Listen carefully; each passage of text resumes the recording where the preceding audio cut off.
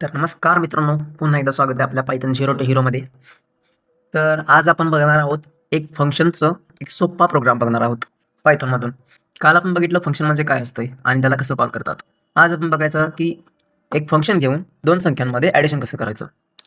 सगळ्यात पहिलं काल सांगितल्याप्रमाणे DEF नावाचा कीवर्ड यूज करायचा. त्यानंतर फंक्शनचं नेम लिहायचं, जे पण आपल्याला लिहायचं तर इथं आपल्याला ॲडिशन करायचं, त्यामुळे आपण काय लिहिलं ॲड नंबर्स. त्या ॲड नंबर्समध्ये आपण दोन पॅरामीटर पास केलेत. कुठले A आणि B हे दोन पॅरामीटर पास केले. ह्या मग फंक्शनच्या आत लिहायचं काय, रिझल्टमध्ये काय केले आपण, रिझल्टमध्ये A प्लस B हे स्टोअर केले. त्याच रिझल्टला आपल्याला परत रिटर्न करायचं. हे सगळं फंक्शनच्या आत दिलेलं आहे. रिझल्टला रिटर्न केलं त्याच्यानंतर काय करायचं, फंक्शनला कॉल करायचं. फंक्शनला कॉल करताना काय करायचं, एक सम नावाचं एक व्हेरिएबल घेतला. ॲड नंबर्स फंक्शनला आपण आपल्या फंक्शनचं नाव घेतलं, त्याला कॉल केलं. कॉल करून त्यामध्ये पॅरामीटर काय पास केले, 3 आणि 5. 3 आणि 5 म्हणजे काय झालं, आता 3 हे A मध्ये स्टोअर झालं आणि B हे 5 मध्ये स्टोअर झालं.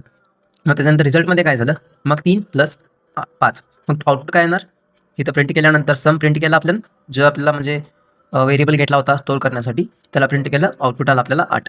Don't forget to subscribe.